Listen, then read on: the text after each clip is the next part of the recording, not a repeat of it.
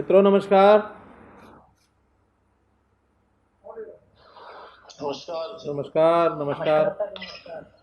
नमस्कार सर। आप स्वस्थ हैं आप? हाँ, मैं ठीक हूँ। मैं आशा करता हूँ कि आप सब लोग भी ठीक ही रहे होंगे इतने दिनों में। बिल्कुल, अभी तक हाँ, बचे होंगे। दिन बहुत जिसको कहना चाहिए कि गंभीरता दिखाने के हैं और सब लोग गंभीरता से इसमें अपने आप को भी ध्यान में रखे हुए होंगे, परिवार को भी सुरक्षित रखे होंगे, बाकी प्रोफेशनल जो साथी हैं, जनता के बाकी लोग हैं उनको जागरूक करने का काम भी आप कर ही रहे होंगे। कुल मिलाकर आज के आपसे मिलने का जो हेतु भी यही था, जिस लालच को मैं छोड़ नहीं पाया कि पिछले 24 अगस्त को मुझे कोरोना पॉजिटिव इस नाते से डिक्लेयर किया गया। डॉक्टर्स ने परामर्श करके और आपस में विचार किया कि गुड़गांव में वेदांता हॉस्पिटल में ही शिफ्ट किया जाए। हालांकि मेरे मन में कोई ऐसा नहीं था कि मुझे कौन से हॉस्पिटल में रहना चाहिए, कौन सा नहीं रहना चाहिए, लेकिन कुछ सरकारी व्यवस्थाएं या जो व्यस्तताएं और बाकी सब बातों को ध्यान में रखते हुए भी अब वो जिस लेवल पर फैसला होना था उसी लेवल पर होना था। मैंने कोई इसमें फैसला अपना नहीं किया था कि मुझे यहीं चंडीगढ़ में रहना चाहिए, होम आइसोलेशन में रहना चाहिए, या पीजीआई रहना चाहिए, या रोहतक जाना चाहिए, या गुड़गांव जाना चाहिए। लेकिन जिस टोली ने निर्णय करना था, मेदांता में 25 को सुबह मैं भर्ती हुआ और 2 दिन 26 और 27 थोड़ा टेम्परेचर भी बढ़ा था, लेकिन रूटीन में बाकी सब इलाज दवाइयाँ सब चलती रही, टेस्ट वेस्ट सारे हुए और 10 तारीख को वहाँ से डिस्चार्ज होकर के 3 दिन में गुड़गांव का जो रेस्ट हाउस है वहाँ रहा। वहाँ भी डॉक्टर्स की देखरेख में वो आते जाते रहे और 13 तारीख को या 14 को यहाँ आया। मैं 14 को मैं चंडीगढ़ आ गया था। अभी भी डॉक्टर्स की लगातार निगरानी बनी हुई है। ये ठीक है कि डॉक्टर्स ने कहा कि लगातार 8-10 दिन विश्राम की हालत में रहना है, लेकिन मुझे भी यह है कि इतने दिन हो गए सब लोगों से मिलना जुलना, अपने साथियों से, मंत्रियों से, विधायकों से, अधिकारियों से, और फिर आज लगा कि हम अपने पत्रकार मित्रों से भी एक बार रूबरू हो लें। बहुत ज़्यादा तो मैं आज शायद उस प्रकार के विषयों पर आगे नहीं बढ़ूंगा। आपकी अपेक्षा हो सकता है कुछ ज़्यादा विषयों पर बढ़ने की हो, लेकिन वो सारे साथी हमारे सारी बातचीत कर रहे हैं, बता रहे हैं उसमें जो चीज़ें चल रही हैं ठीक दिशा में चल रही हैं और 2-4 दिन में ज़रा ठीक होकर के एक आध बार फिर मिलने का भी अपना कार्यक्रम बना लेंगे। अभी तो मुख्य रूप से जो चल रहा है विषय खास करके किसानों वाला, और किसानों में भी उनकी प्रोक्योरमेंट का विषय और जिस प्रकार के कुछ संशय शंकाएं बन गई उनका भी समाधान वो सब हम कर रहे हैं।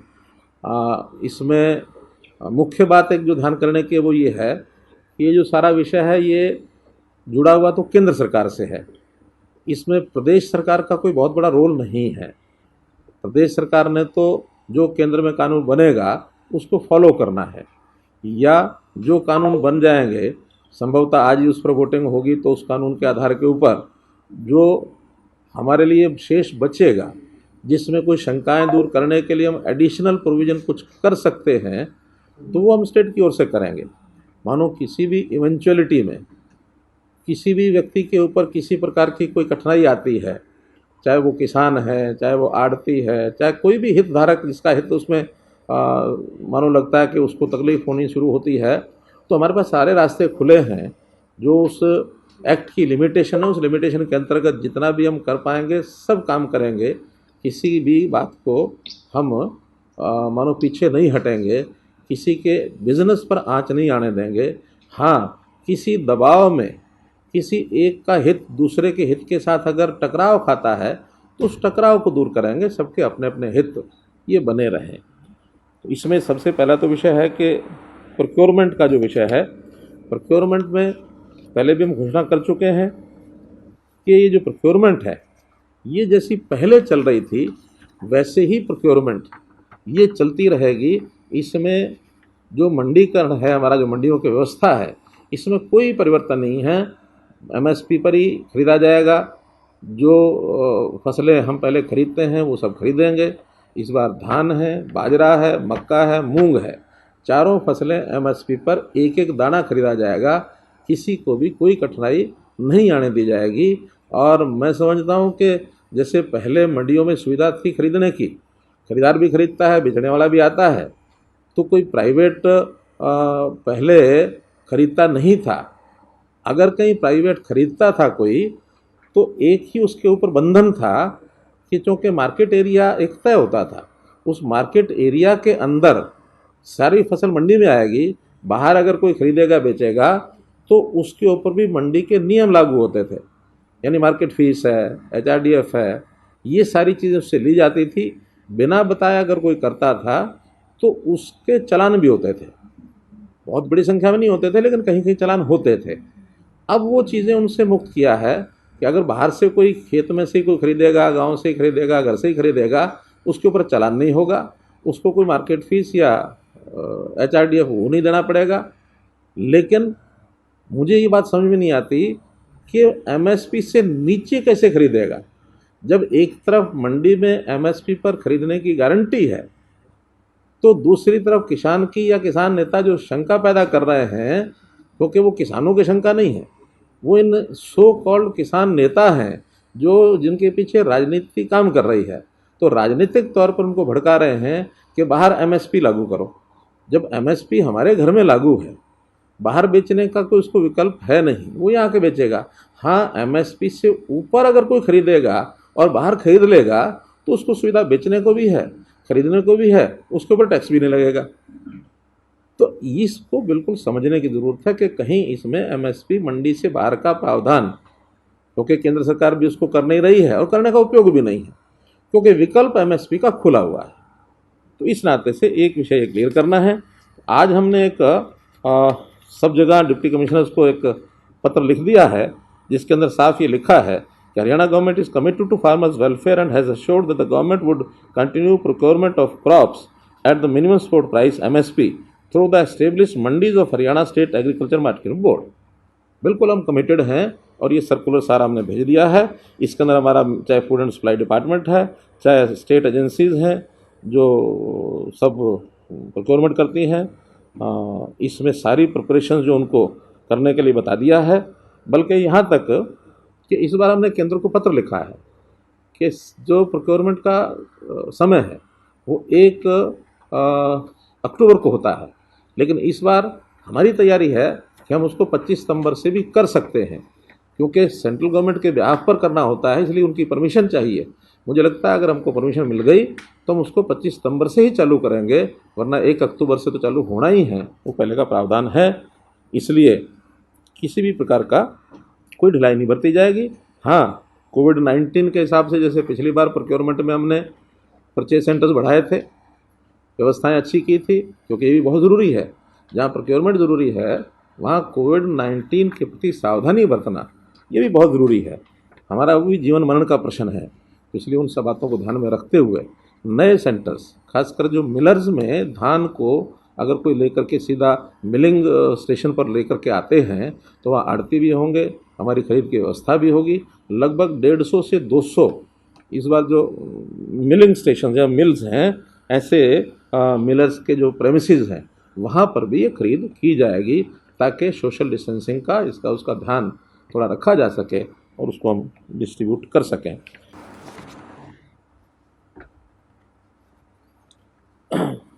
जहाँ तक इन अध्यादेशों का विषय है, बहुत बार ये सारा विषय स्पष्ट किया जा चुका है। फिर से मैं बताता हूँ कि पूरा देश एक भारत एक कृषि बाजार, इस नाते से ये किया जा रहा है। और ये जो कृषि बाजार के सुधार हैं, इन कृषि बाजार के सुधारों की बात कोई आज से नहीं चल रही है, वर्षों से चल रही है। और इवन कांग्रेस के समय भी कुछ काम किए गए, कुछ छोड़ दिए गए। आपको ध्यान में होगा जब 2014 से पहले केंद्र में भी सरकार कांग्रेस की थी, हरियाणा में भी कांग्रेस की थी, उस समय फल और सब्जियां इस मार्केटिंग सिस्टम में से, इस एक्ट में से हटा दिए थे उन्होंने ही हटाए थे कि कहीं बेचें, कहीं करें, कुछ भी करें, हमारे प्रावधान में नहीं है। ये कांग्रेस ने किया।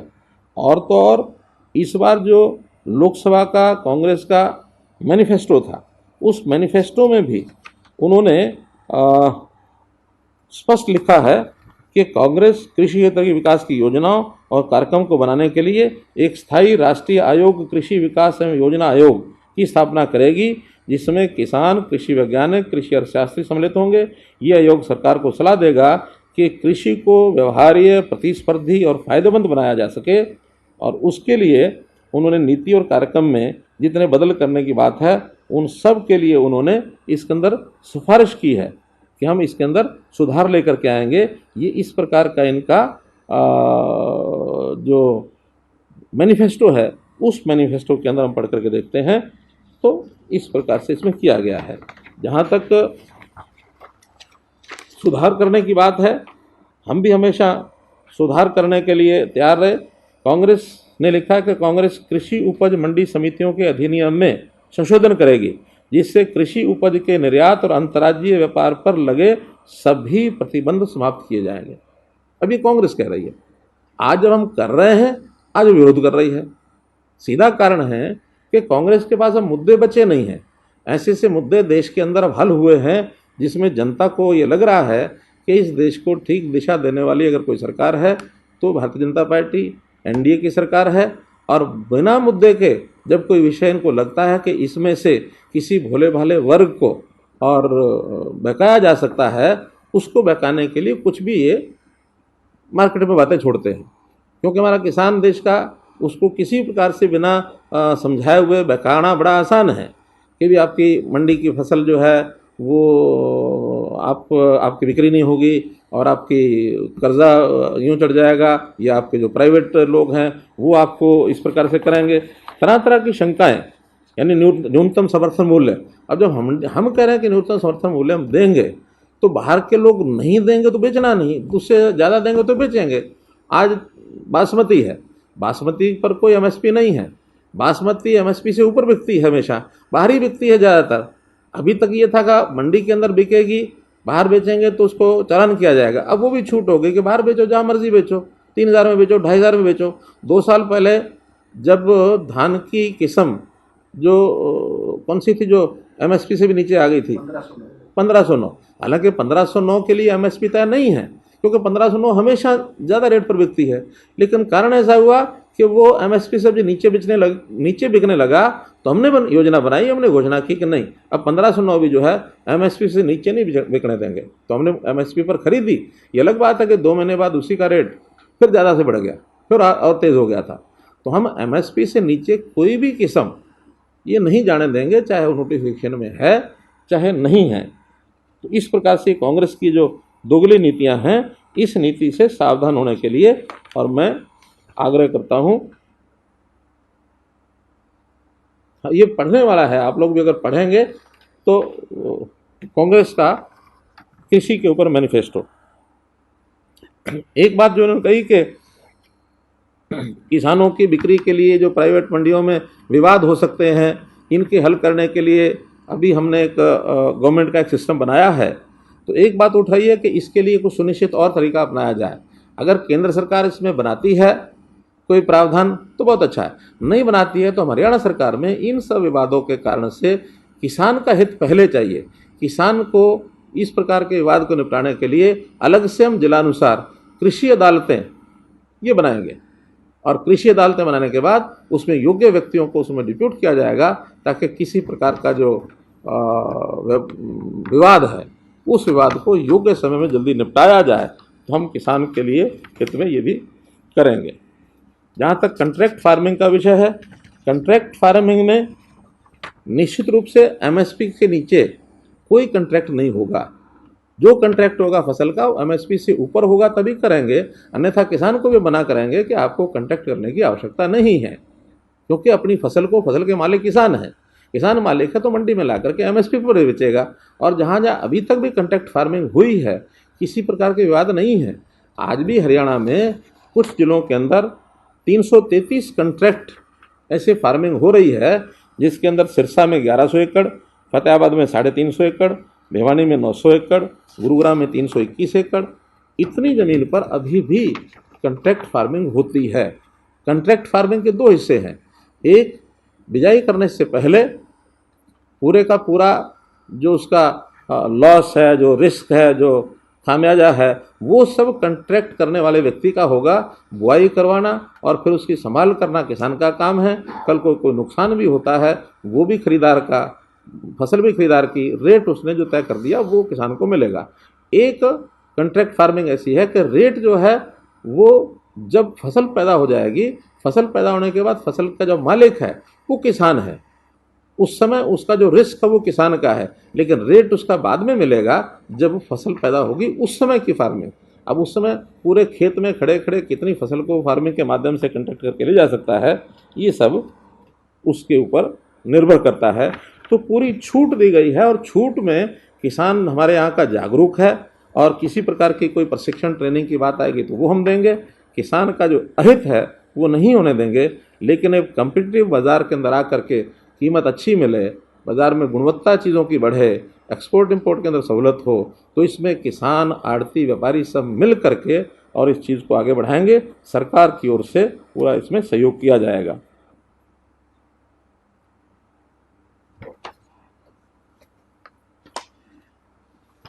तो मित्रों, कुल मिलाकर के ये सब विषय ऐसे हैं। हम केवल इतना ही नहीं, प्रोक्योरमेंट और किसान के आज के 3 अध्यादेश का विषय नहीं है। किसानों के हित में जितनी योजनाएं बनाई हैं, मेरा ख्याल है कि हम आसपास के प्रदेशों में सबसे आगे किसानों की योजना बना करके लाए हैं। चाहे वो मेरी फसल मेरा ब्यौरा पर रजिस्ट्रेशन का विषय हो, चाहे मेरा पानी मेरी विरासत हो, चाहे भावांतर भरपाई योजना हो, चाहे इरिगेशन में हमने माइक्रो इरिगेशन के नए नए प्रोजेक्ट लगाए हों, चाहे हमने बिजली के अंदर कितने सुधार किए ताकि बिजली की भी किसी प्रकार की कठिनाई उनको ना आए। तो ऐसे इतने सारे विषय, क्योंकि पिछली बार एक बार किसानों के विषय को लेकर के मैंने एक विशेष प्रेस कॉन्फ्रेंस की थी, उस दिन बताया था कि किसान के सब प्रकार के विषय, उसमें चाहे मुआवजा देने की बात है, कस्टम हायरिंग सेंटर की बात है, एफपीओज की बात है, जहाँ तक स्वामीनाथन रिपोर्ट की बात है, एक विषय क्लियर करना जरूरी है। स्वामीनाथन की रिकमेंडेशंस सबकी सब वो लागू हो चुकी हैं।